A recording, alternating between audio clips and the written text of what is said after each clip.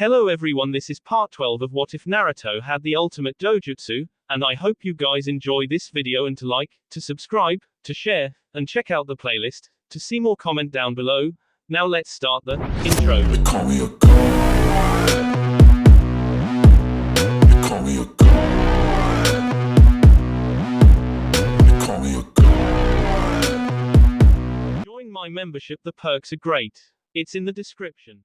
Naruto returned to the hotel his team was staying at while holding his new sword. Naruto could only smile that he got the swords that matched his affinities first. He knew he found a good weapon, and it only added to the fact that the blonde might as well collect the other two swords themselves. He wondered if he should become a weapons collector or try to become a great swordsman in the near future. However, he wasn't going to learn right now since he had to get back to his team, but he had a feeling that he sure as hell would learn to use the sword later. Alright, it seems that the storm is over and it's late. I better got to bed, Naruto said to himself and headed to his room, but not before hearing the sweet melody of his vixen. Not to mention, getting some new clothes. Naruto-kun, you look like you went through a tornado, which you probably did. So I suggest some new clothes, Kyubi suggested, making the blonde smile. Naruto nodded and opened the door to his room, and he instantly felt the gazes of Jiraiya and his friends on him. Haku and Kiba stared at his attire, wondering what the hell happened to him. Jiraiya wondered the same thing, but his gaze left Naruto's clothes and went to the weapon that the blonde was holding in his hand. Naruto, where have you been? Why are your clothes wrecked? What's with the sword? Kiba asked all these questions, and Naruto went to his bed. He placed the wind sword near his bed and took off his fire sword and lightning sword before placing them next to it. Naruto sat on his bed and turned to the others, who were still waiting for his answer. The blonde Tokubutsu Jonin sheepishly grinned, but not before sighing slightly. Well guys, in that order, I went to get a drink and saw the storm raging outside. The reason my clothes are wrecked is because I went outside in that dangerous storm and looked around, Naruto answered, making everyone gawk at him. They all saw the storm outside, and it would have been stupid to go out in that, but then it settled so easily. Naruto decided to continue his explanation. When I left the hotel, I saw something in the air flying around and I struggled to get it. It took a bit of time, but I managed to get this sword. It was the cause of the storm. This sword is the embodiment of the element wind, Naruto told them. Everyone turned to the sword in awe and shock. Only Naruto would have the guts to brave a storm and stop it by taking a sword from the sky. Kiba got up and walked over to the sword and inspected it a bit while looking at the other two Naruto owned. It looks just like your lightning sword and fire sword, except for the fact that it has a different color handle and different color of metal. So now you've got 3 out of 5. Gonna become a sword collector, Naruto? Kiba asked with a grin. Naruto took a thing's pose before shrugging his shoulders. Not sure, Kiba, but we'll think we should think it over later. Right now it's late, and according to Ero-sen and right here we have to leave early tomorrow, Naruto said, making everyone nod. Jiraiya did in fact say that, so everyone let the topic rest for right now. Jiraiya and Kiba left to go to their room and Haku went to her own. Naruto's room had only one bed, but he wasn't alone. Naruto made a chi bunshin and released Kyubi from her cage, allowing the vixen to stretch her legs. Kasumi had already been asleep in the bed, but her tail was swaying slightly while she slept. Naruto chuckled before watching Kyubi take a seat on the bed. So Naruto-kun, what are you going to do? Swords like these don't show up normally and you already have 3. Maybe Kiba's right and you should just get the other 2, Kyubi reasoned, making Naruto turn to the 3 swords he had near his bed. Ya think, Kyubi-chan. I'll admit that since I learned Kenjutsu I've gotten a strong appreciation for swords, and these 3 are more than top-of-the-line swords. You remember Raymond from the mission a few months ago? He said that these are even better than the 10 swords of Kiri. Naruto remembered his fight with Raymond.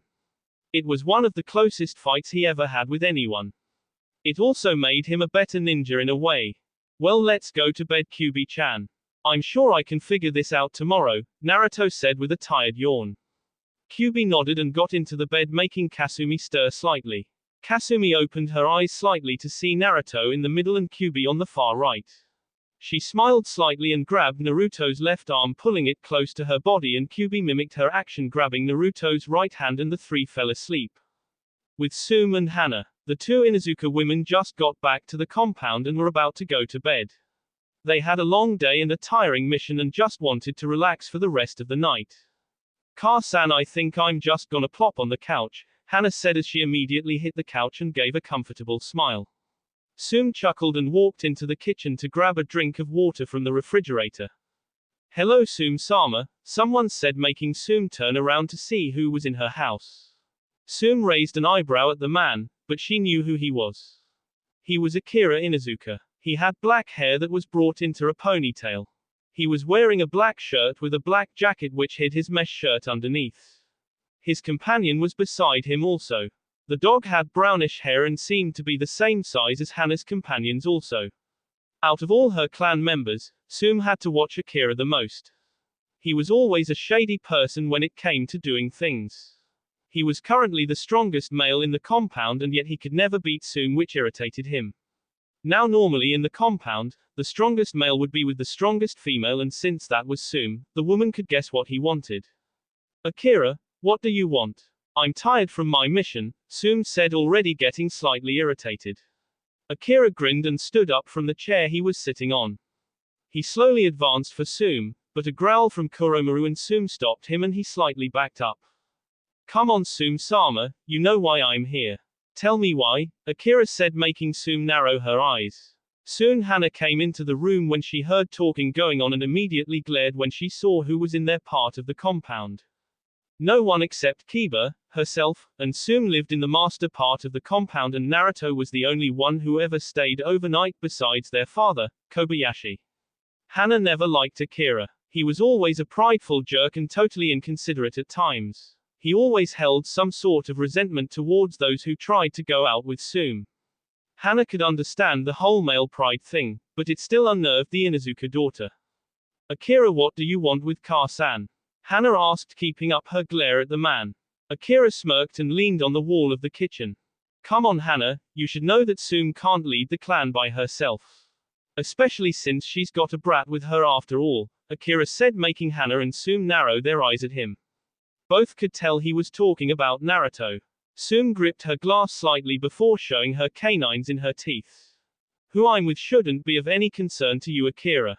You may be the strongest male in this compound, but you've never beaten me and I don't take kindly to those who try to overpower me, Tsun said, effectively making her point come across. Akira narrowed his eyes before slamming his hand on the table, making Hana widen her eyes, and Tsun slowly reached for a kunai in her back pocket. And you're telling me that Naruto Uzumaki makes a better mate for you than I do? I refuse to accept that. There is no way a brat like that could be worth your time, Tsun. I also find it traitorous to our clan that you taught the brat our techniques as a clan. How could you betray us like that? Akira yelled. Tsun had half a nerve to maul Akira right now, and Kami knew she sure as hell could do it too. Tsun brushed her hand through her spiky hair as she gave Akira one of the most intense glares she could ever give. Listen Akira, I don't know what your deal is, but as the clan head I can teach our techniques to whomever I deem worthy to learn them. I know Naruto-kun is more than worthy of them and me. And unlike you, the entire clan accepts Naruto. No one has had a problem with him before and they don't have one, no. Akira, even if you are the strongest male, you would never rule the clan. Kiba is my rightful heir and it's going to stay that way. Now Akira, get out. I've had a long day and I don't want to repeat myself, Tsun said, trying to exit the kitchen. Akira growled his protest along with his companion before slamming the table again, nearly breaking it into pieces. Alright Tsun, I'm game. Then I'll just show you how much of a loser Naruto Uzumaki is. He might be a Namikaze, but he far from Minato's level. Then soon we'll make a deal, Akira said to the Inuzuka clan head. Hana gritted her teeth at Akira's disrespect to her mother and was about to charge him and make him apologize, but Tsun stopped her daughter, making Hana turn to her. Car-san, how can you let him talk to you like this? You don't have to listen to him, Hana said to her. Tsun knew that. Of course she didn't have to listen to him, but she knew he wouldn't stop with his talk and it might become something of a problem in the future, so Tsun decided to nip this in the bud right now. What is it, Akira? Tsun asked. Kuromaru really wasn't liking the turn this was going in. He had been quite interested in Naruto since the blonde took his daughter for a mate. It was very weird to Kuromaru, But he knew his daughter well and she couldn't have been with anyone better. He also didn't like anyone talking down to Naruto or Tsunade for any reason. Simple Tsunade, I get to show you how worthless that Uzumaki brat is. Him and me and our companions. 2-on-2 Tsunade. If I lose then I will back down and even leave the clan, but if the blonde loses then you become mine and you never see Naruto, Uzumaki ever again, Akira declared. That was the last straw for Tsunade. She gripped her glass too much and effectively broke it into pieces. Hana gritted her teeth at such a deal. No way in hell would her mother take such a bet. Akira, you know I could simply kick you out now and save us all the headache, right? Tsunade asked, wondering if he understood. Akira merely nodded and Tsunade nodded back. Fine then Akira, when Naruto-kun gets back you can have your fight, but it will be done in the Chunin exam stadium with the Hokage present to account for the match, Tsunade said, walking off with Hana giving Akira a glare as she disappeared also. Akira smirked and left the main building of the compound. All according to plan, Akira said as he disappeared from view. With Hana and Tsunade. Tsunade was walking up the stairs to her room, but was stopped by Hana and the elder Inuzuka side. She knew her daughter really cared for Naruto and she was pissed off. Ka-san, how could you accept that bet? You and Naruto-kun have nothing to prove to him, Hana shouted. Tsunade knew her daughter was right, but it was a bit more complicated than that and she knew Hana didn't know about it. Actually Hana, I know I didn't have to, but I needed to. In a clan like ours, hierarchy is a key element and you know that. Tell me Hana, in your honest opinion, where do you think you stand in this hierarchy? Tsunade asked. Hana stopped her angry glare and took a small thinking pose, but wasn't sure so she turned to Tsunade for her answer. It's below me Hana. You and Kiba as my kids are right below me and so you're more liable than most, Tsunade said. Hana nearly widened her eyes, but before she could say anything Tsunade continued with another question. And even if he's not in the clan, where do you think Naruto-kun stands? Tsunade asked. She was really making Hana think and the veterinarian really wasn't sure how to answer. She remembered that her mother had told her about the system of things in the Inuzuka clan, but she wondered where this was going. It right next to me Hana. When Naruto-kun became the mate that I wanted, he became my equal in status. You could even say that Naruto-kun has just as much a say in what the clan does as I do. Now normally he wouldn't since he's not an Inuzuka nor is he a part of the clan, but he's been around us since he became friends with Kiba and that, unknowingly, made him a member. Also the fact the entire clan, except for Akira, except him, then when he's with me we are treated as equals, Tsunade explained. Hana began to understand and was in shock that Naruto could have that much power over the clan just from dating her mother. However, Hana was still confused about the whole thing. She really didn't understand what this had to do with Tsunade accepting the bet with Akira. Ka-san, but why? You're the clan head, you should be able to tell him off. He can't talk to you or Naruto-kun like that at all, Hana countered, and it made Tsunade smile at her daughter before a frown came across her face. Hana, if I declined that would tell Akira that I was keeping Naruto's abilities hidden from him and that would have played off as weakness to him and Akira would have made the assumption that I wasn't good enough to lead the clan. And besides, Tsunade walked up the stairs and came up to the door of her room and smiled. Naruto-kun isn't going to lose. I don't date weak men Hana, and Naruto-kun is about as far from weak as Akira is from competent, Tsunade said, laughing and closing her door. Hana chuckled before walking back downstairs and going to her room. That's right, Naruto-kun won't lose. He became a Tokubutsu Jonin at 13. Not to mention he was trained by Kyubi. Naruto-kun isn't going to lose. Hana nodded with her assessment and quietly drifted off to sleep while Tsunade did the same. Back with Naruto, morning 10 a.m. Naruto woke up to a knock on the door and groggily opened his eyes to see Kasumi sleeping soundly. He then turned his head to the left and saw Kyubi apparently up awake, but her face wasn't cheerful like he would have liked. It was actually ominous and more alert. Kyubi-chan, what's? Kyubi placed her hand over Naruto's mouth and shushed him. Kyubi pressed her forehead to Naruto's and the two had a telepathic conversation. Naruto-kun, there are two people at the door. It's not Haku, Kiba, or Jiraiya. This chakra level is high. One is around Kakashi's level and the other, it rivals mine. Naruto-kun, I want you to answer the door, but use extreme caution when you do. You're good Naruto-kun, no doubt, but you're not ready to fight S-rank shinobi yet. It might be good to scout first before you open the door though, Naruto took Kyuubi's words to heart and he agreed with her assessment. Got it, Kyuubi-chan. I'll be careful. Just in case, you wake up Kasumi-chan and I want you both to hide behind the door, Naruto said mentally. Kyuubi nodded and both opened their eyes and heard more knocking at the door. Naruto sighed and activated the Byakugan to scout the two people outside. When he did that, Naruto gasped and narrowed his eyes. Itachi Uchiha and Kisame Hoshigaki. What do they want with me? Naruto wondered, but didn't dwell on it long before closing the Byakugan and showing his Shinseinagan. He didn't really have a reason for it, but he had no idea on what to expect. Naruto quickly got dressed and placed Fire Sword and Lightning Sword on his back in a cross shape. He glanced at his new Wind Sword and wondered what to do with it. He didn't have a sheath for it since he got it yesterday, but he suddenly got an idea. Naruto took a scroll from his pouch and unfurled it. He applied chakra to it and instantly a sheath around the size of his sword came out. Good thing I bought this sheath when I had to go kunai shopping that one time, Naruto said, but before he could sheath his sword a small light came over it and instantly it was placed in a white sheath that covered the sword. Naruto raised an eyebrow and sighed.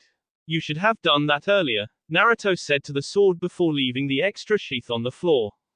Kasumi was up and about, but Kyuubi moved her to the side of the door and nodded an okay to Naruto. Naruto nodded and opened the door to greet the two shinobi. Hello, who are? Oh, hello, Itachi Uchiha, Naruto said with his eyes closed. Itachi wondered why Naruto didn't have his eyes open, but didn't have the thought up long before Naruto opened his eyes and it nearly shocked Itachi. Sharingan met Shinseinagan and Itachi simply stared at the eyes wondering what type of eyes they were, but he didn't dwell on that long. Hello Naruto-kun. I'm going to need you to come with us, Itachi said making Naruto narrow his eyes. Kyuubi and Kasumi listened from behind the door and wondered what 2S rank shinobi could want with Naruto, but Kyuubi was able to fathom an idea even if it was just that, an idea. And why would I want to go with 2S rank criminals? Naruto asked making Kisame irate as the shark man grabbed his sword. Itachi-san, why is this really the Kyuubi Jinchuriki? He's so puny, Kisame said making Naruto glare at him slightly. Don't make me turn you into a fish cake, Kisame, Naruto said effectively causing Kisame to grow a tick mark across his face. Kisame quickly reached for his sword and Naruto did the same. However, Itachi stopped Kisame and Naruto stalled seeing the act. Kisame, we are here to get the Kyuubi, not kill its host, Itachi said to him. Kisame scowled, but nodded and Naruto narrowed his eyes before turning to the door. So he's after Kyuubi-chan. I wonder why, Naruto thought and closed his eyes. Itachi turned back to Naruto and moved slightly to the left. Naruto-kun, please come out of the doorway. We won't hurt you if you cooperate with us, Itachi promised. Naruto walked out of the doorway and now he stood between Kisame and Itachi. Itachi was about to move, but both Akatsuki members felt Naruto's chakra flare and the blonde sighed. Itachi-san, tell me what made you betray the Uchiha clan? Naruto asked. Itachi raised an eyebrow at the question and wondered what the blonde was implying, but didn't reply. Kisame wondered about the question also, but Naruto didn't give them the chance to think any more since the Tokubutsu Jonin opened his eyes making Kisame gasp and Itachi to narrow his own eyes. Naruto showed a fully Tomo Sharingan and turned to Itachi. Sorry, but I'm not going anywhere and I'll make you regret coming for me, Naruto said taking out his fire sword, but before he could strike, the three in the hallway heard a yell. Itachi! Someone yelled. Kisame, Naruto, and Itachi looked to see Sasuke behind Itachi's side of the hallway with his Sharingan flaring, then Naruto sighed. Oh, that's just in, great. I don't need an emo right now. Naruto yelled out mentally while Kisame came a small smile. Itachi, who is this brat? He looks just like you, Kisame observed almost seemingly pointing out the obvious. Itachi sighed, but kept the impassive face not even bothering to look at Sasuke's form. He's my younger brother, Itachi acknowledged making Naruto roll his eyes since he knew that already. Kisame gave a small grin showing his sharp teeth while Sasuke's left arm cackled. Naruto widened his eyes and gritted his teeth in sheer anger. Itachi, I've done what you wanted. I have hated you, despised you, and thought of nothing but killing you. Now I will take my revenge and kill you here and now. Sasuke yelled, charging at Itachi with the Chidori in his hand. Meanwhile, Naruto continued to seethe in anger. As far as I know, Kakashi-sensei only taught me the Chidori. Sasuke isn't his student, so he's got no reason to teach him, so Sasuke must have. Naruto widened his eyes and suddenly an explosion brought the blonde out of his stupor to see Sasuke with his hand slightly burned and Itachi holding his wrist. The two Uchiha brothers locked eyes with each other. HMPH pathetic, Itachi said, breaking Sasuke's wrist. Sasuke screamed out in pain, but he was suddenly kicked across the hallway and into a wall where he slumped to the ground. Naruto sighed and took out his fire sword, making it flare. The blonde charged at Kisame and the shark man brought his sword against Naruto's and the two dueled it out. Naturally, Kisame was stronger than Naruto and could almost immediately push the Jonin back. Naruto gritted his teeth at the strength, but then got an idea. Not bad, Gaki, but you're wasting your time channeling your Kaiten affinity through your sword. My sword absorbs chakra of all times. Your sword is useless, Kisame said to him. Naruto smirked, made his sword flare even more. Kisame widened his eyes when he realized Samehada was getting burned and quickly backed away. He stared at Naruto's red eyes, which only seemed to be intensified by the fire sword. If it eats chakra, then I'll give your sword some indigestion, Naruto said, and before long the two clashed again, but Naruto looked past Kisame to see Sasuke getting the shit beat out of him by Itachi. Sasuke looked worse for wear before Itachi grabbed him by his throat and held him tight to the wall before whispering in his ear. You're still too weak. You don't have enough hate, Itachi said as Sasuke struggled to open his eyes. Naruto cursed and made a quick movement, sending Kisame back. The blonde then sidestepped the swordsman and ran for Itachi. Kisame was about to go after him, but the door to Naruto's room was kicked open and Kasumi came out of the room in a high Chunin taijutsu stance. From here on I'll be your opponent, Kasumi said, engaging Kisame into their own fight. Naruto had to thank Kasumi for the time she bought him, and he finally made it to Itachi, just as the Uchiha opened his eyes to reveal the Mangekyo Sharingan to give Sasuke a terrifying nightmare. Fall into despair, Sasuke, Itachi said, focusing his eyes on Sasuke, but Naruto intervened, shocking Itachi and Sasuke as Naruto's Mangekyo Sharingan met with Itachi's. Itachi was now beyond shocked. Both stared at each other and before long time slowed down and Itachi brought Naruto into the Tsukuyomi. Naruto felt the air around him tense up and he had to calm down. Naruto-kun, I don't know how you have the Sharingan, let alone the Mangekyo Sharingan, but I'm going to get some answers right now, Itachi said, and Naruto found himself burning alive from the base of his feet. Naruto felt like his very existence was fleeting from his body, but the blonde held on. Sorry Itachi, you have your secrets and I have mine, Naruto said, straining his Mangekyo a little, making it slightly bleed, but as a result the Tsukuyomi began to crack and then shattered completely, shocking Itachi. Naruto felt his eyes twitch and immediately closed them while wiping the running blood from them. Itachi was certainly shocked. There was so much he didn't know. Naruto had the Sharingan, he had the Mangekyo Sharingan, he shattered the Tsukuyomi, one of the shinobi world's best genjutsus. It took some time, but Naruto then opened his eyes and they were back to the regular Sharingan before Naruto turned to Sasuke, incredibly pissed. Sasuke, you're going to tell me how you know Kakashi-sensei's jutsu when we're done, Naruto affirmed, making the emo scowl at him. Naruto turned his attention back to Itachi, but then a puff of smoke came and everyone gasped. Say hello to the Toad Sage of Mount Myoboku. I'm Jiraiya, the perverted sage said, making Naruto sweet drop. Everyone stopped their fighting as Jiraiya scanned the room. He saw Kasumi huffing from her small scuffle with Kisame and Naruto, with Sasuke breathing heavily along with Itachi. Alright, time to get to work.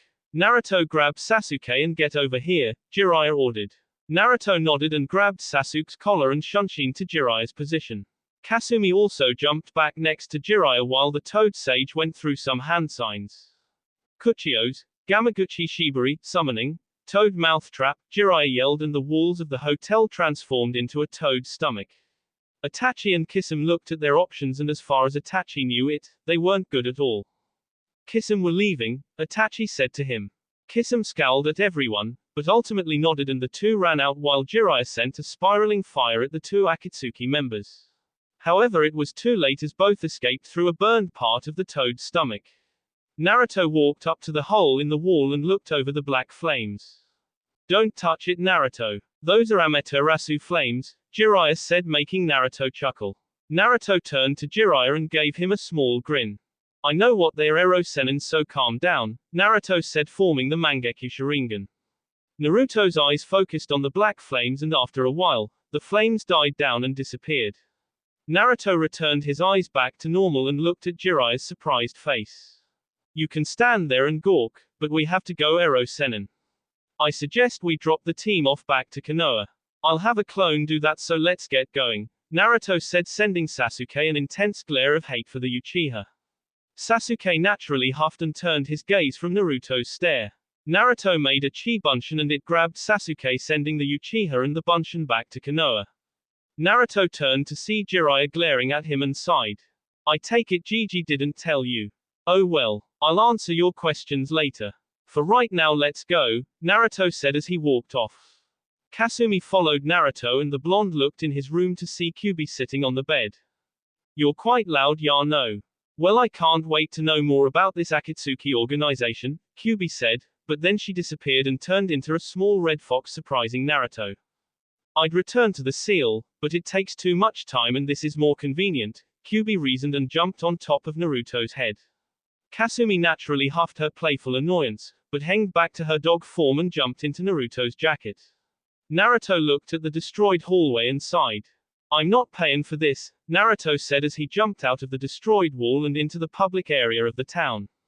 Naruto was soon bombarded by Kiba and Haku, who were severely worried. Naruto, are you alright? Kyuubi managed to get us here in time. Sorry we left, we all saw you sleeping and we went to get something to eat. Did they do anything? Kiba asked. Naruto chuckled at his best friend's concern over him, but shook his head in a negative. No way, Kiba. I'm fine. We dealt with them quite easily. Or rather not as hell, but I'll keep that to myself, Naruto thought before hearing Kyuubi snickering, obviously knowing his thoughts. Naruto went through all the details that happened from the fight earlier. It surprised Kiba and Haku that Sasuke was there, but they snickered when Naruto told them how the emo got his ass kicked. So that's how you escaped. Naruto-kun, you shouldn't worry people like that, Haku stated, giving the blonde a slight hug. Naruto chuckled and returned the hug before Jiraiya came up to the group. Alright, we had an encounter with Akatsuki and Naruto, you need to be careful from now on. It's amazing you held your own with that dog chick of yours against Itachi, but don't get a big head. Had they wanted to, they could have killed you where you stood. They only underestimated your skills, that's all. Next time you won't be so lucky, Jiraiya warned. Naruto nodded and the group continued their trek to find Tsunade while Jiraiya explained what the Akatsuki was and its purpose. Naruto narrowed his eyes when he heard they wanted to collect all the Beiyu for some ultimate weapon. He wouldn't allow it. No way in hell would they take Kyuubi from him. Kyuubi's heart lifted at his words and she felt all the more safe. Naruto in turn told Jiraiya about his Dojutsu and how he got it, which involved telling Jiraiya about his life and meeting Kiba and Tsume. The result was Jiraiya apologizing to Naruto for that portion of his life, but Naruto wrote it off. It was simply best not to dwell on things. So any idea where she is? Naruto asked. Jiraiya nodded and took out the map and showed everyone. I heard she's in Tanzaku town. We'll go there. It's only a few hours away, so let's hurry and not lose her again, Jiraiya told them. Everyone nodded and quickly ran off in the direction of Tanzaku town. 6 hours later, Naruto and the others had been walking, and truth be told, they were dead tired from trying to get to Tanzaku town. It pained the Tokubutsu Jonin and two Chunin that they had only just made it to the town and now they would have to begin the long searches for the Tsunade woman. Alright, you guys were here and it seems so things have gone down, Jiraiya said, narrowing his eyes at the place where the Tanzaku castle should have stood, but was crumbled to the ground. Naruto and the others had no real will to walk, so they each took a soldier pill and shot off with Jiraiya into the town. Since they were a trackers team, they were able to be united like one. Jiraiya said he was better off by himself and went to search while Naruto, Haku, and Kiba went off in the opposite direction. Haku searched the rooftops while Naruto and Kiba were on the ground. Kiba allowed Akamaru to roam around and Naruto did the same with Kasumi. Having a half-dog girl sniff the ground for clues who be weird, so the fact that Kasumi was hanged worked out perfectly. Naruto asked Kyuubi to give him some chakra and she did just that. Naruto directed the chakra to his nose and started to sniff the air. Kiba did the same, but they had no idea what Tsunade's scent was like, so that trail ended up cold. However, both did smell some snakes in the area and came up to a secluded place. There appeared to be a shattered wall, and on the opposite wall were 3 senbon in the walls. Naruto sniffed a certain spot and growled lowly before turning to Kiba. "Hey Kiba, I think Orochimaru was here," Naruto said, making Kiba narrow his eyes. Kiba never doubted Naruto, since Naruto's sense of smell was just as good as any Inuzuka's. "What do you think he was doing here?" Kiba asked. Naruto really didn't know. He hadn't seen the fight between Orochimaru and Sarutobi, so he could only fathom a guess. "I think he's looking for Tsunade just like we are. You never know what that pedo is up to. For now we should meet up with Haku-chan and share the information we learned," Naruto told him. Kiba nodded, and Akamaru recollected by to his partner, with Kasumi doing the same. Naruto and Kiba left the destroyed site behind and walked around for a little more to find Haku. After about 30 minutes, Haku appeared with them and told them what she found. She had investigated the destroyed castle. She told them she had found evidence of snake skin along with some venomous snake spit. That seemed to back up Naruto's theory of Orochimaru being involved. So if Orochimaru is involved, then this mission is more dangerous than it looks, isn't it? Haku asked, making the others nod. After a bit more sharing of intel, Haku and Kiba waited for Naruto's orders, and the blonde sighed. "This Tsunade lady better be worth it, cause I swear if she isn't, then I'm gonna lose it," Naruto thought before turning back to Haku and Kiba. "Alright, I'll send a Kage Bunshin to Jiraiya and tell him what we found. Right now we should continue searching. He told us that this Tsunade lady is a gambler and an alcoholic. Haku-chan, you search the casinos around here while Kiba and will search the local bars. We'll meet back here in 1 hour. Let's go," Naruto told them. Haku and Kiba nodded before vanishing from view, and Naruto did the same. Like Naruto wanted, Haku went through the casinos trying to find any hint of what the Tsunade woman could look like. She was Jiraiya's teammate, so she had to at least have some distinct characteristics. The town had at least 30 different casinos, and it would be impossible to cover them all in an hour. Haku sighed, but continued her search nonetheless. Naruto and Kiba weren't having much luck either. The bars reeked of sweaty men and alcoholic, which masked whatever scent they wanted to find. It had been like that in every bar they went to, but they couldn't really blame the places. They were in Tanzaku, the place for great gambling and drinking, so that was understandable. Naruto and Kiba had checked 8 bars, each, and still came up short. The hour was up and the 3 rendezvoused back to their original spot. "Any luck, you guys?" Naruto asked. Haku and Kiba shook their heads and Naruto sighed. They were all tired and they knew it. Naruto then decided to get them their rooms and went to a motel. The blonde cursed the fact that they didn't have much money, but the receptionist asked them if they knew a man called Jiraiya. All 3 wondered how she knew him, but nodded. It turned out that Jiraiya had paid for the rooms everyone would be sleeping in, and they were more than a little relieved. Once their rooms were picked, the trio decided to get in a quick nap and head out again for a later time. A few hours later, Naruto and the others woke up in their respective rooms and yawned. Naruto looked outside to see that it was close to night time outside, and they decided to put in one last search attempt before calling it a day. Naruto had slept in his clothes, so he was ready to go. Kiba quickly changed clothes and Haku stared in her battle kimono. All 3 exited their rooms and walked down the stairs and saw Jiraiya waiting for them. "So I take it you 3 had a good sleep?" Jiraiya asked. Naruto nodded, as did Haku and Kiba, but then Kiba's stomach grumbled and after his was Naruto's. Haku chuckled at him, but then her own stomach growled, which made her blush. Jiraiya chuckled at all 3 and looked at his wallet. "Alright, I'll treat you guys today, so let's go eat," Jiraiya suggested. All their eyes gleamed at that news and the trio instantly nodded. All 4 left the hotel and quick walked into the nearest restaurant that they could find. Jiraiya appeared in the door first and was soon followed by Naruto, Haku and Kiba. As they walked, everyone glanced over the restaurant and saw it was sort of nice. It was rather quaint for eating and didn't have too many drunk people. Suddenly Jiraiya turned his gaze a little to the left and slowly he widened his eyes. He then pointed in the direction of a blonde woman sitting with a raven-haired woman, while Haku, Kiba, and Naruto wondered what he was pointing at. "Oh my god!" Jiraiya yelled, making everyone look at him. The blonde woman turned around and stared at Jiraiya. Naruto and the others got a glance at her and widened their eyes. Tsunade, Jiraiya. Both teammates yelled and Jiraiya immediately walked over, bringing his group over with him. The noise then settled down and everyone took their seats. Tsunade, Haku and Tsunade's assistant were on one side while Jiraiya, Naruto and Kiba were on the other. Naruto turned to the raven-haired woman and smiled. "Who are you?" Naruto asked her. The woman pointed to herself and gave a warm smile in return to Naruto's. "I'm Shizune Kato. I'm Tsunade-sama's assistant. I never expected to see Jiraiya-sama here," Shizune said, making everyone nod.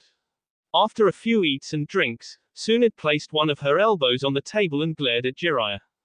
"So you old perv, what do you want? I doubt you tracked me down for a simple hello of old friends," Tsunade scolded, making Jiraiya chuckle before he took a sip of some strong alcohol. "You're right, Tsunade. Konoha was invaded by Oto and Suna. We were attacked by Orochimaru, who had his hands damaged in the fight." Tsunade stiffened at that and Naruto was able to take quick notice of it. He wanted to say something, but decided not to this time. "Anyway, Sarutobi-sensei is now too old to be the Hokage and everyone in Konoha wants you to have the honor of being our god. I'm Hokage," Jiraiya said, making Tsunade arch an eyebrow. Shizune turned to her master and wondered what she would say. Kiba, Naruto, and Haku waited also for her answer. Kyuubi and Kasumi could literally feel some tension in the air and hoped someone would talk soon. "Not thanks. That stupid job is for fools. The Hokages died and wasted their lives protecting that place. They were nothing but old fools," Tsunade answered. Haku widened her eyes and Kiba gasped, but Naruto shook with anger. That was his father she was freaking talking about. Jiraiya sighed and twirled his empty saucer. "Think of the Hokage that came. The only reason this village stands is because of them. My group found bits and pieces of your little scuffle with Orochimaru and I'll say this. Don't do it. Whatever he has promised you, it is not worth it," Jiraiya countered. However, Tsunade wasn't moved and took a small sip of sake. "Whatever, Jiraiya, I'm still not going back and that's that. Let's go, Shizune," Tsunade said and was about to get up, but stopped when she heard snickering. Everyone turned to see Naruto chuckling and she didn't know why, but that snickering pissed Tsunade off and she answered his snicker with a glare. "And what are you laughing at?" Tsunade asked. Naruto stopped laughing and turned to Tsunade, still smirking. "I just find it ironic of how many rumors go about with you.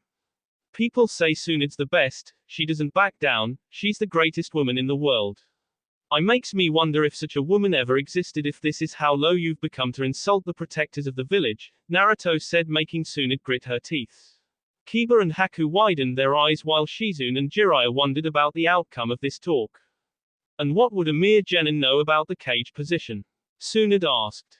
"A lot more than an old, drunk bar-chan would in this case," Naruto said as Tsunade then slammed the table, making it shake. "You wanna go, Gaki? I'll kick your ass, got it?" Tsunade said, but Naruto wasn't fazed and placed his elbow on the table also. "Bring it on, bar-chan. I walked for 3 days in the heat to find your ass. I've got no problem putting you in line," Naruto said as he followed Tsunade outside. Everyone else sighed and walked out with them. Shizune was concerned for Naruto. It was like he sighed his ticket to the grave, but she saw Kiba and Haku smirking and was confused. "Why are you smiling? Shouldn't you stop this before Naruto-san gets hurt?" Shizune asked. "He's fine, Shizune-san. Naruto-kun wouldn't be our leader if he didn't know what he was doing," Haku stated, making Shizune raise her eyebrows. "He's not a genin?" Shizune asked. Kiba and Haku shook their heads and Shizune was now more confused than ever before. "So what rank is he?" she asked. Kiba smirked, as did Jiraiya and Haku, but the Inuzuka answered. "Naruto is a Tokubutsu Jonin while me and Haku are Chunin. Trust me, he won't lose to her, and on the off chance that he does, then it just that he can't match up to the Sannin yet," Kiba said, making Shizune gasp.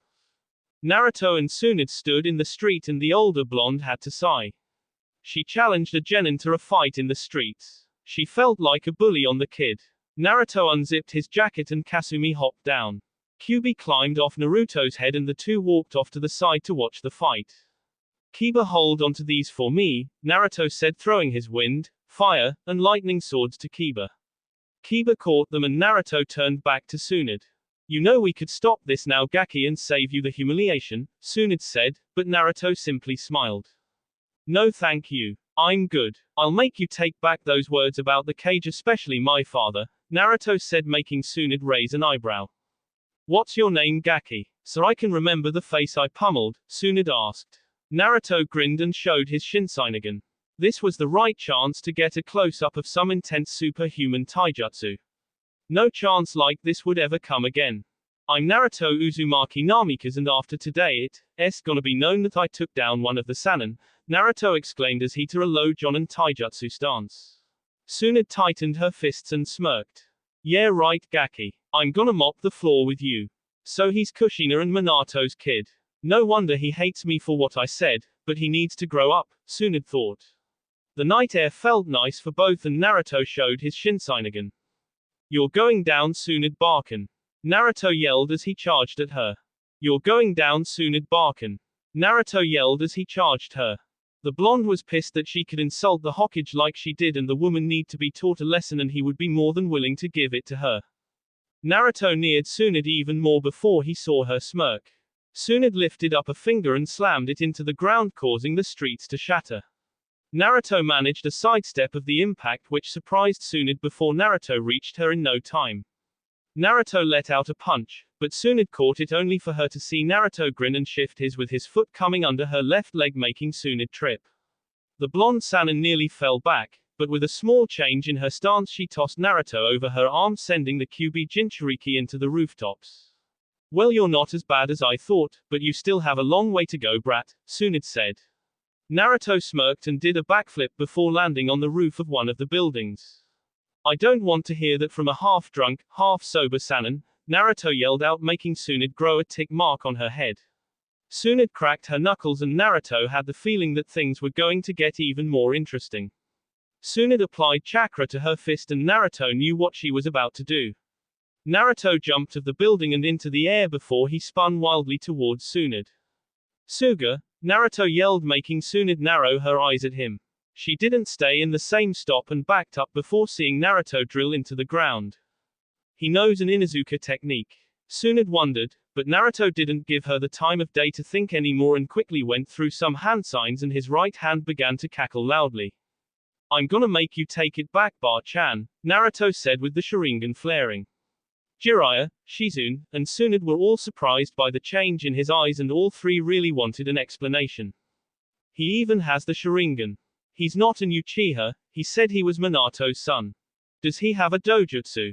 Tsunade thought until the sound of multiple birds chirping brought her out of her stupor.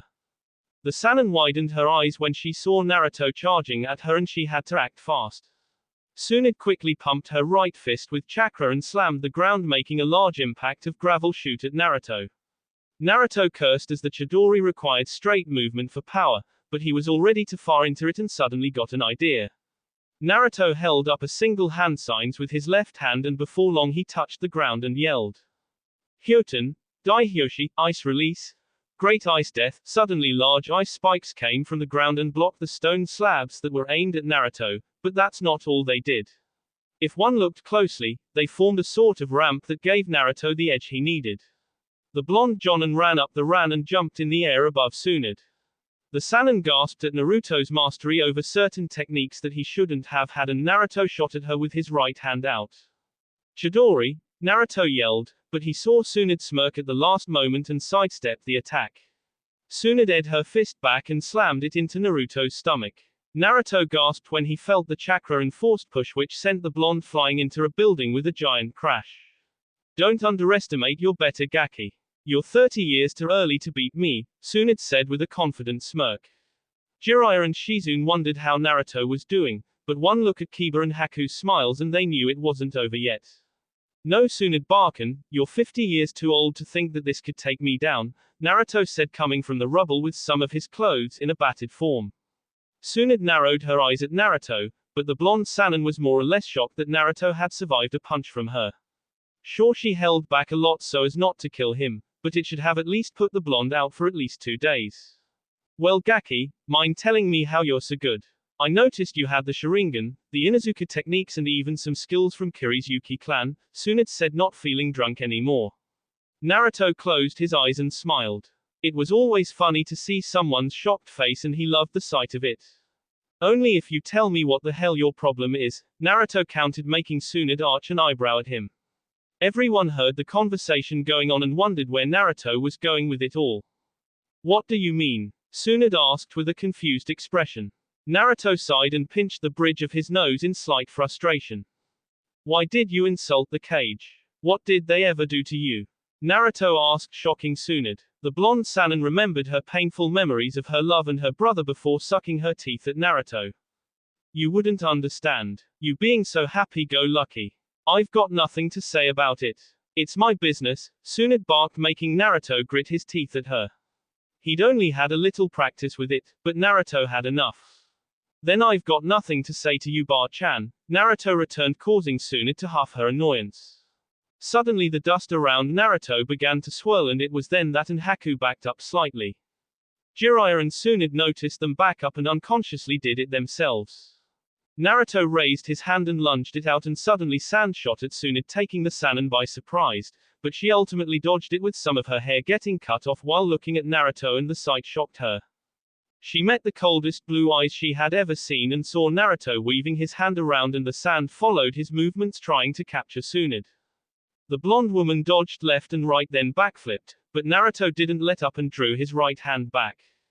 Tsunade turned her head and saw the sand at the back of her coming for her, and she almost dodged, but the sand grabbed her right leg and another shot of sand grabbed her right arm. The sand continued to overwhelm the sand until her entire body was covered. Naruto raised his hand, and with it was the sand that was in the middle of the air. Tsunade tried to move, but she noticed that the sand grew tighter around her and winced. I wouldn't move. Every major movement makes the sand constrict you even more. I've won this fight, Bar-chan. Had you not been drinking you might have beaten me, but it is what it is, Naruto said, making his sand drop and softly placed Tsunade on the ground. The blonde relinquished his control of the sand and watched it regress into the ground. Naruto walked up to Tsunade, who was downright pissed at the result, and watched Naruto come up to her. Now then, Bar-chan, let's go. I'm tired from this day, and whether you like it or not, you will be coming back with me even if I have to drag you back, and you now know damn well that I can, Naruto said to her. Tsunade tried to get a punch at Naruto, but everyone was shocked when he disappeared in a flash of yellow lightning and appeared behind her. Harassment, they all thought. Tsunade was so shocked that she forgot her rage and turned to Jiraiya. Jiraiya, have you been teaching him the harassment? Why the hell would you do that? It was an amazing act that even Minato made it. How could you fill up his hopes of ever using it? Tsunade yelled out. Jiraiya sighed and said that he didn't teach Naruto the harassment. It's not finished, but I have most of it down. And besides, I beat you without it, so you shouldn't really say anything about it, Naruto told her. Tsunade stood to her feet and huffed her annoyance at the blonde and his words. Please, it took Minato most of his life to do the harassment. A genin like you could never make it happen, Tsunade said to him. Naruto narrowed his eyes at her and smirked, feeling a bit of a challenge coming on from Tsunade. Please, Bar-chan, give me 3 days and I'll have the harassment down like it was a memory, Naruto said to her. Tsunade grinned at that bet and nodded. Alright, I'll give you a week. If you can master the harassment in that time, then I'll take back what I said about the cage and I'll return to the village, and I'll also give you this, Tsunade said, holding up her necklace. Naruto raised an eyebrow at it, but grinned and nodded. Fine, you got yourself a bet, Bar-chan, but regardless if I win or not you will come back to Konoha, Naruto told her. Tsunade's eyebrow twitched at Naruto's cheekiness in the matter, but she relented and nodded. Shizune widened her eyes and quickly intervened.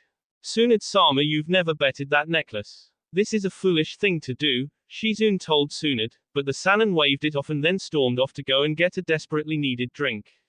Naruto turned to Kiba and thanked his friend for holding his swords. Kyubi and Kasumi came up to Naruto with the former resting on his head and the latter taking up residence in his jacket. So Naruto-kun, are you going to train? Haku asked him. Naruto nodded and walked off towards a private place to train. Jiraiya decided to go after Tsunade while Kiba and Haku talked with Shizune for a bit. So has he always been like that? I mean, how did he get so powerful? Shizune asked. Kiba and Haku looked at each other for a minute and smiled. You might want to sit down, Shizune-san. It's a long story, they both said to her. Shizune absently nodded and the two went on with their story about Naruto and his power. With Naruto, The blonde finally made it out of the town and into an endless plain of grass with only a single tree in the middle of it. Naruto smirked and allowed Kyuubi to jump off his head, and Kasumi jumped out of his jacket. Kyuubi changed to her illustrious form, and so did Kasumi, and both women sat on the grass feeling the cold breeze. So Naruto-kun, you made a bet with a Sannin. You really are reckless, but I can see how you would. Judging from your trial and errors with the Hiraishin before, I think you bit off more than you can chew, Naruto-kun, Kyuubi said, making Naruto slump to the floor. Don't I know it, Kyuubi-chan, but I'll make her take it back. I'll show her that's she wrong, Naruto returned, making Kyuubi smile. Kasumi smiled also before rubbing her soft hands on Naruto's shoulder. Then what are you waiting for, Naruto-sama? You should be training then, Kasumi told him. Naruto chuckled with a nod and stood to his feet. Naruto took out one of his father's kunai and threw it at the tree. Naruto pinpointed his chakra to the kunai and disappeared until he slammed into the tree and cursed. Kyuubi and Kasumi sweet dropped at the action and sighed. He's gonna be at this for a while, isn't he? Kasumi asked. Kyuubi nodded, and both girls watched the blonde train his heart away. With Tsunade. Tsunade was currently inside a stand drinking some sake while slumping her shoulders to the small table in front of her. Drinking always helped her escape from problems, but this time she just couldn't get drunk no matter how much she drank. Drowning your problems in alcohol again? Jiraiya asked her, coming out of nowhere. Tsunade sighed and gave a tired glare at him. What do you want, Jiraiya? Tsunade asked, twirling her saucer around. Jiraiya sat on the stool next to her and ordered some of the same drink and took a sip of the strong drink. Jiraiya leaned up off the chair and slightly chuckled. He won't be able to do it in a week. And you know that, don't you? Jiraiya asked. Tsunade just stared at her cup, which seemed to answer his question, and she turned to him. What's his deal? I can understand that he wants to defend his father, but the brat really needs to grow up. He's just a damn genin. What does he know anyway? Tsunade grumbled while gulping down some more sake. Jiraiya grinned and knew he was the one who would have to tell Tsunade the news, and knew it was going to surprise her. Come on, Tsunade, you know from how he fights and how he beat you that he's not a genin, Jiraiya said, making Tsunade stiffen at his claim. He's not a genin? Tsunade asked. Jiraiya sighed and rubbed the back of his head at the sudden tension in the air before he asked her a question. Do you think a genin could beat a sannin? Even if they were drunk? Jiraiya asked her. Tsunade shook her head with a hell no for a response, and Jiraiya nodded. Naruto's a Tokubutsu jonin. He really impressed everyone, and you should see why he earned that position, Jiraiya told her. Tsunade widened her eyes at Jiraiya and turned back to her saucer. I just screwed myself, didn't I? Tsunade asked. Jiraiya nodded and drank from his saucer again. Yeah, you did, but at least you've got me, Jiraiya told her. Tsunade chuckled and glared softly at him. You trying to get me on a date again? Not after the last one, Tsunade said, and Jiraiya grumbled in protest of her words. It was one time, Tsunade. Man, you women never let anything go, do you? Jiraiya asked her. Tsunade sighed and rubbed her temples over the conversation they were having. Today was definitely not her day. Back in Konoha, the Naruto Chi Bunshin had just made it back to Konoha and it was exhausted, but since it had a mission to do from the real Naruto, it intended to keep it. Naruto grabbed Sasuke and the two passed Konoha's gates. I can't believe you did that, Sasuke. Why did you copy Kakashi-sensei's technique? Naruto asked him. Sasuke simply hemphed, and turned his gaze from Naruto. You could never understand, Naruto. You've been alone just like me, but you have a family. You get the training and all the other things that should rightfully be mine. I'm a Uchiha, and you're just a stupid Uzumaki brat. You may be fourth son, but he must have hated you to put Kyuubi in you, Sasuke stated, and suddenly Naruto stopped and grabbed Sasuke's collar and steadily lifted the emo off the ground with his eyes turning to slits. How the hell do you know that? Naruto asked him. Sasuke gave an arrogant grin and rolled his eyes at the blonde jonin. Please, dope, those idiots on the council would bend over backwards for me and my clan. It's not hard to extract information from them. They're all worthless people anyway, Sasuke said, and was only met by a punch in the gut that made him gasp. Listen here, emo, you may have most of Konoha worshipping the dirty ground you walk on, but me and my family aren't most of Konoha, and don't think I won't kick your ass for insulting my parents, Naruto said, making damn sure that Sasuke understood. Sasuke gave a snort for a response, and before long a jonin came to see what the fuss was about. Naruto. Sasuke. Naruto, aren't you supposed to be with Jiraiya and the others looking for Lady Tsunade? Kakashi asked, showing his face. Naruto grinned with a nod before he explained. Well, Kakashi-sensei, I'm just a Chibunshin from the boss. He had me drag Sasuke team back here. Also, Kakashi-sensei, I learned something from Sasuke that you should know about, the blood clone stated, making Kakashi slightly glare at Sasuke for an unknown reason. Oh, and what should I know about that involves Sasuke? Kakashi asked while still reading his Ero book. Naruto glared at Sasuke, who still had a defiant look on his face, and suddenly smiled. Sasuke team thought that it would be good to watch you and me train and copied the Chidori that you taught me, Naruto said, making Kakashi widen his eyes and turn to Sasuke. He copied it? Kakashi asking, trying to wrap his mind around that idea. Naruto nodded, and before long he dissolved into a small pool of blood on the ground. Sasuke and Kakashi were a little freaked out by that, but it didn't last long before Kakashi grabbed Sasuke's shoulder and gave an eye smile. Sasuke Uchiha, may I have a word with you right now? Kakashi asked, and before Sasuke could respond they both disappeared in a leaf shunshin. Somewhere in the middle of nowhere, 7 figures appeared on top of the fingers of a weird statue and began to converse with each others. Itachi, Kisame report. Have you captured the Kyuubi Jinchuriki? The leader asked. Itachi closed his eyes while Kisame grumbled something incoherent. I guess that's a no then. One of the others said while grinning. Kisame grew a tick mark on his head, but didn't really say anything, and neither did Itachi for the moment until someone else spoke. How hard could it be to capture a little brat? Another asked, but it was muffled since his Akatsuki coat covered his mouth. Kisame simply couldn't take it anymore and decided to let some of his pent-up aggression out. HMPH, it's not like you've had any luck with the Nanabe.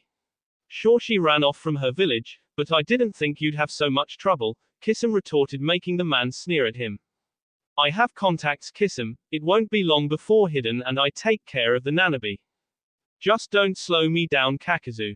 You always have your stupid side trips for money, Hidden said, and then hell broke loose between the two teammates, who argued about the importance of their individual time-spending activities until the leader stopped them. Enough. Itachi, what can you tell us about the Kyuubi Jinchuriki?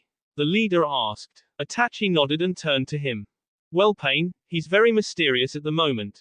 I'm not sure of all the details, but he has the Sharingan and even managed to break my Tsukuyomi, Itachi said, nearly shocking everyone in the room. Naruto Uzumaki has the Sharingan. Do you leave another family member alive, Itachi? The man asked, causing Itachi to glare at him before he kept quiet. It matters not, Deidara. Zetsu, keep a close watch on the Kyuubi Jinchuriki.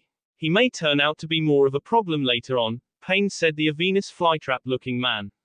He seemed to be divided by two sides, one black and the other white. Yes, Pain-sama. I wonder if he's any strong, the black and white said before vanishing. Soon the other members started to vanish, also leaving only 2 members on 2 different fingers. So Nagato, what do we do with the Kyuubi Jinchuriki? A female asked. Pain narrowed his eyes before answering. At the moment, nothing, Conan. We will merely observe him. However, one day he will die and his death will become the bridge to peace, Pain said as he disappeared.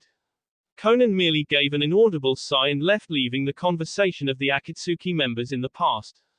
With Naruto, late afternoon, 4 days later. Kyuubi and Kasumi opened their eyes to see Naruto on the plain grass sleeping, and both chuckled at him. The blonde had spent nearly the entire night each day practicing the Hiraishin, and he was still at the same level he was before. The tree had dent marks on it from the multiple impacts it sustained. Naruto slowly opened his eyes and got to his feet. Naruto-sama, how are you doing? Kasumi asked. Naruto struggled to his feet, but with the help of Kyuubi and Kasumi, he managed to keep his balance pretty easily. I feel like I took 100 of Tsunade Barkan's punches and then some, Naruto said, smiling. Kasumi chuckled at her blonde, and before long everyone's stomach grumbled and they all laughed while blushing. I guess we should get something to eat, Naruto told them. Kasumi and Kyuubi nodded, and before long, the 3 walked off back to the town to get something to eat. It didn't take them long to enter the town, and all 3 saw Kiba and Haku looking around some stores. They appeared to be window shopping for some items, but it didn't seem like anything. Hey guys, Naruto called, making the two turn around. Kiba smirked and Haku waved as Naruto, Kyuubi, and Kasumi walked over to them.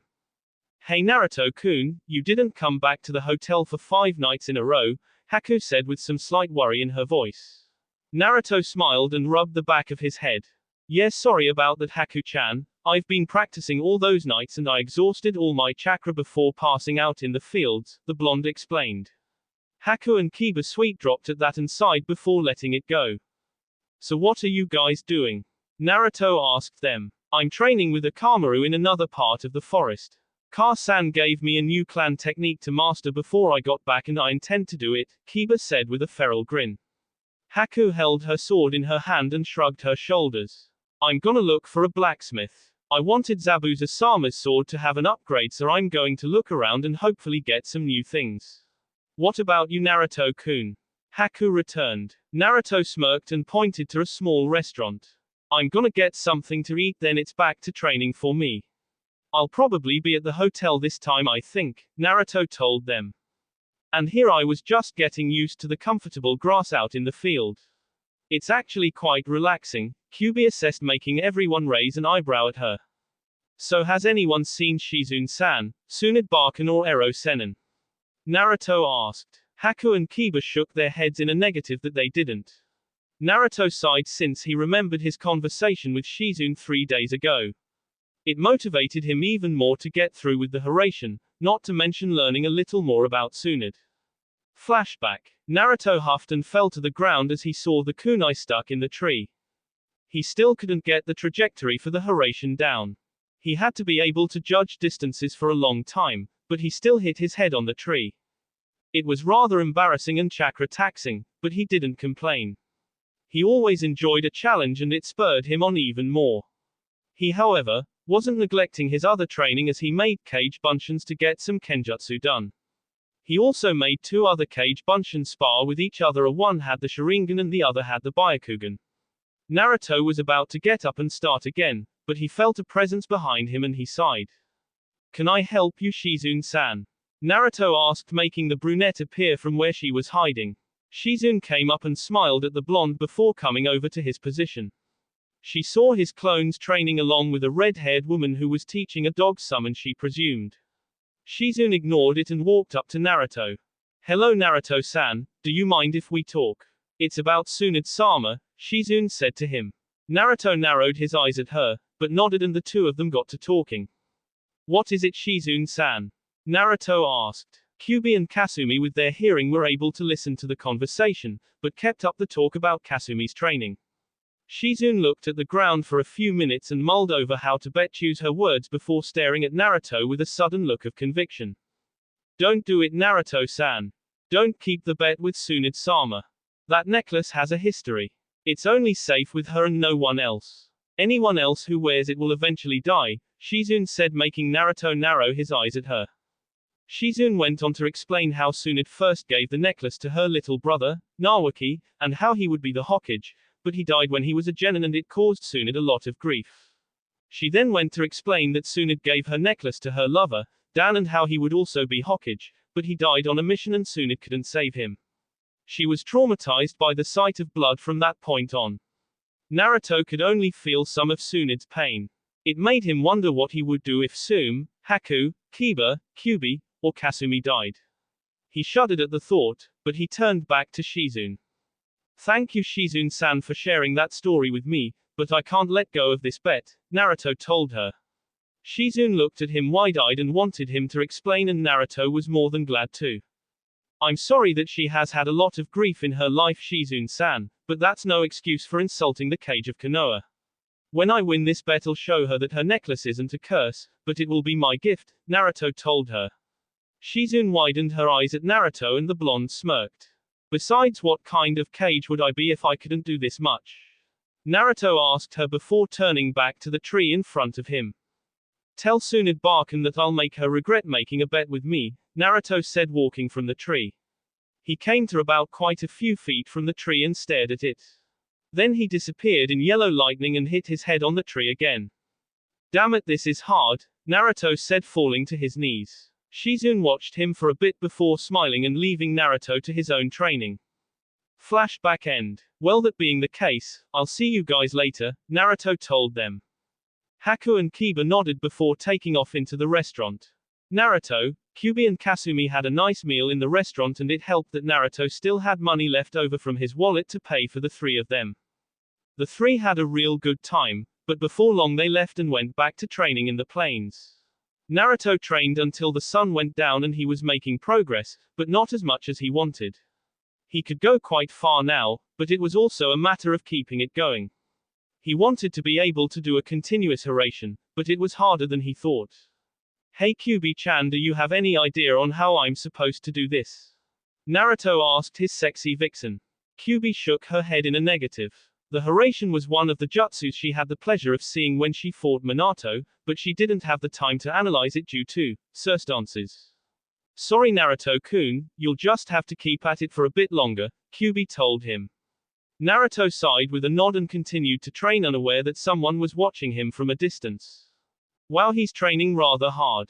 I wonder if he could help me out, a girl with green hair said to herself. She had orange eyes and wore a short, sleeveless white midriff shirt with her fishnet armor underneath, long white armlets and fishnet shorts with a soft white apron over top. She was also wearing a red wrapping on her back, which was probably for some purpose. Girl, go over there. I see Kyuubi. Man, it's been so long since I've seen her. I wonder how she got out of her seal, a giant beetle-like creature said to her container. The girl's name was Fu and she was the Jinchuriki of the Nanabe, however she had run away from her home, which was Takagakura, in order to escape the abuse she felt from the place. She'd only just escaped a few weeks ago, so everything was relatively new to her. Fu was generally surprised to find another Jinchuriki, but it kept her at ease slightly. How do I know he won't attack me? Fu asked. Nanabe sighed and decided to humor her container a little. You don't, and if worse comes to worse, I'll help you out, so get a move on now. Nanabe ordered. Fu reluctantly left the place she was hiding from and walked closer. Naruto had already sensed her, but didn't say anything since she wasn't causing him any trouble that he knew about. He had formed a mental link to Kyuubi and she told him it was the Jinchuriki of the Nanabe. Naruto was surprised at the revelation, but he certainly didn't mind it at all. He knew Fu was coming closer to him, but he felt she was cautious in doing so and it made him chuckle. You know, I don't bite, the blonde said, shocking the Nanabe Jinchuriki. Naruto turned his gaze to meet hers and he had to admit that Fu looked rather cute. Fu also had to admit that Naruto was good looking in a sense. He really knew how to bring out the color of black and orange on his jacket. Sorry, I'm just not used to being so close to people without having them hurt me, Fu said, making Naruto raise an eyebrow at her. Fu did her best to smile at him, but it felt somewhat strained and Naruto knew that it was. Well, is there something that the Nanabe Jinchuriki wants with me? Naruto asked her. Fu was shocked that Naruto knew she was a Jinchuriki, but she immediately chalked that up to his Bayu telling him about her. Well, can I at least know your name? I didn't mean to interrupt your training, but I felt the need to ask, Fu said, making Naruto smile. The blonde dusted his clothes off and gave a foxy grin. I'm Naruto Uzumaki Namikaze, nice to meet you, Naruto told her. Fu widened her eyes at the revelation and immediately shot up to Naruto and had stars in her eyes. Naruto Uzumaki. The same Naruto Uzumaki that fought Zabuza Momoki in Wave and the same who stopped the Ichibi from going wild. Fu asked and Naruto had to blush slightly at her actions along with Kyuubi and Kasumi. The three found it cute in a way. That's right. How did you know that? Naruto asked her. Fu nearly scoffed and searched her clothes and her bag and then took out a book and flipped through the pages. Right here, you're in the bingo book, Fu said, sounding even more excited. Naruto chuckled with a nod and decided to rest his body and talk to Fu for a bit. He was on guard for an attack just for precautionary measures, but he didn't have to worry about it too much since there was little that did catch him off guard anymore. He learned that from Raymond's experience. So Fu-chan, what are you doing out here? Naruto wondered, making Fu slightly blush at the affectionate use of her name. Fu then looked at the ground and gave a depressive sigh. I ran away from Taki. I hated it there. They always treated me like dirt and would never give me the time of day for anything. The only reason I'm even alive is because of Nanabe, Fu said, and she smiled knowing that Nanabe was getting a sense of pride from the statement. Naruto nodded since he knew what that was like. Fu soon turned her eyes and saw Kyubi correcting Kasumi on a mid-jonin taijutsu stance. Suddenly she heard Nanabe yelling her head off and Fu got to a main issue. Naruto-san, can I ask you a question? Fu asked him. Naruto grinned and adopted a thinking pose. Well, you just did, but sure, what's up? Naruto asked. Fu chuckled at the small joke that Naruto played before getting serious again. How did you get Kyubi to be free? Did you release your seal? Fu asked and Naruto scratched the back of his head in slight embarrassment. Well, it took a bit of thinking, but I got her out with a way of bypassing the seal. I could teach the method to you, but that would require some expert knowledge on the mechanics of Fuinjutsu and I don't think you know about it, do you?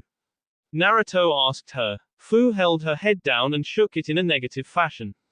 Naruto sighed and looked at the sky for a few minutes. Well, for now, Fu-chan, I'll give you this book. It's relatively short and explains the basics to Fuinjutsu. Try reading this and you'll be fine until you understand it, Naruto told her. Fu's face lit up in appreciation, but then she looked at the damaged tree and raised an eyebrow. So Naruto-san, what are you doing? Fu asked. Naruto turned to the tree and made an hand sign. He dispelled his clones and suddenly gripped his head from getting a major headache. Oh, it's nothing too serious. Konoha is just looking for our new cage and right now our candidate is being difficult, Naruto replied, rolling his eyes. This piqued Fu's interest and Naruto told her about most of the things that happened. He wasn't sure why he was telling mission secrets to someone he just met, but it seemed alright to him. Soon it was getting late and Naruto told Fu about Konoha, such as the good things and the bad things, but mainly the good things. The more Fu listened, the more she got interested in Konoha. It sounded like a great place. She was sort of scared that people harmed Naruto in his past, but he told her that it wasn't nearly as bad and most of the bigotry had really gone down for him. He told her about a certain stand that made the best ramen in the world and told her about his clan. It all got Fu interested and her admiration for Naruto grew by the passing hours. Naruto told her about Tsume, Hana, Kiba, Haku, Kushina and all the other people he had the pleasure of knowing. Wow, Naruto-san, your life sounds so fun and exciting. It makes me wish I could be in Konoha. It doesn't sound like a bad place at all, Fu uttered with a giggle. So why don't you come back with me? Naruto asked her. Fu paused and a small blush grew from her face at those words. But I just met you, Fu told him, but Naruto waved it off and grinned. We also told our life stories to each other despite it all. You're probably a missing nin right now, Fu-chan, and I can tell that you don't like to be chased, so why not come back with me? Naruto insisted. Fu blushed and looked at the ground trying to find some reason to refuse Naruto's offer, but for the life of her and Nanabe she couldn't. Well, Naruto-san, if you don't mind then I guess that's okay with me, Fu said and was about to leave, but Naruto stopped her. You don't have a place to stay, do you? Naruto asked her. Fu's face lit up in embarrassment. I do. Fu ultimately said in a depressive tone. Naruto chuckled at her and it made her even cuter when she pouted at him.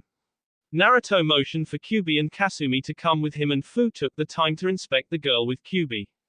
Naruto-san, who's that? Fu asked, pointing at Kasumi. Kasumi smiled and did a slight bow. Hello, I'm Kasumi. I'm Naruto-sama's familiar and one of his loves, Kasumi said, shocking Fu at those words. Her heart for some reason sank from those, but Kasumi also pointed to Kyubi. And this is Kyubi-sama, she is also one of Naruto-sama's loves, Kasumi said, and Naruto had to smack himself in the head for not teaching Kasumi the term punctuality. Fu by this time had her eyebrow twitching and it only made it worse when Nanabe joked about not judging someone on how you saw them. Well anyway, Fu-chan, let's go, you look hungry, Naruto told her. Fu giggled at that, but she shook her head in a negative. No thank you, Naruto-san, I ate a few hours ago so I just want to go to bed, Fu told him. Naruto nodded and the group of four walked away from the plains, leaving the results of Naruto's training behind. Back at the hotel, Naruto and Fu had just arrived at the hotel and Naruto fished for his keys into his pocket. He opened the door to his room and it was still empty like always, but he didn't really care. He looked at the size of the bed and looked at everyone else. Alright, 4 people aren't going to fit into this thing, Naruto said, and he noticed Fu's blush when she looked at the single bed. Naruto quickly shook his and blushed along with her. And no, Fu-chan, I didn't mean it like that. Why you don't have to sleep in the same bed as me? We just met and all. I wasn't suggesting anything, Naruto said, trying to defend any honor he had left. Fu gave a soft laugh and Naruto's nervousness and sighed.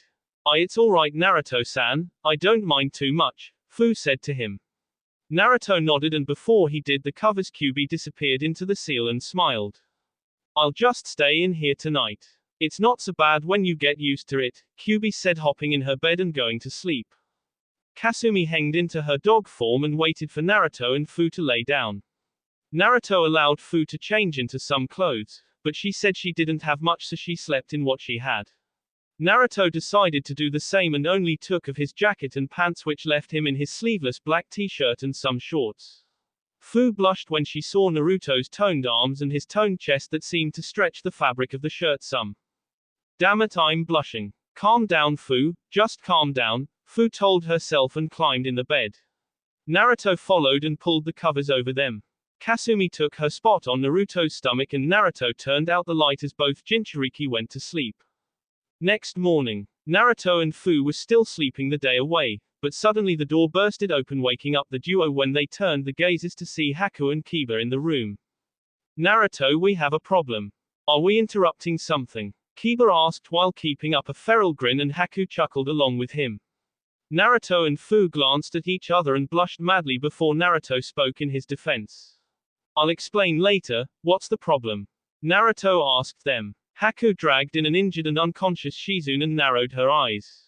Tsunade has gone to Orochimaru, Haku told him. Naruto felt the heaviest weight slam into his head when he heard that. She did what? That will be all for this video. Be sure to like, subscribe, share, and comment down below for more videos. Goodbye.